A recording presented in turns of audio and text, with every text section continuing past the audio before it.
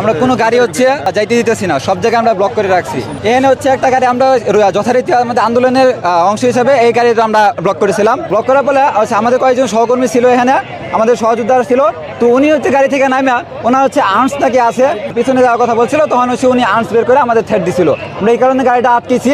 এখন হচ্ছে আমাদের পুলিশ সদস্য আছেন, উনি হচ্ছে গাড়ির মধ্যে চেক করবেন ওনার গাড়িতে আর্ম আছে কিনা, এই আর্মসের লাইসেন্স আছে কিনা। লাইসেন্স থাকলেও কোনোভাবে তো হচ্ছে এটা হচ্ছে জনগণকে স্বাভাবিক কোনো অবস্থায় হচ্ছে থ্রেট দিতে পারে না। ভাঙচুরের বিষয়টা হলো ওনারা যখন গাড়িটা আটক করছেন, গাড়িটা কিসের গাড়ি আটক করছেন, তখন উনি আর্মস বাইর করে ছাত্রদেরকে হুমকি দিচ্ছেন।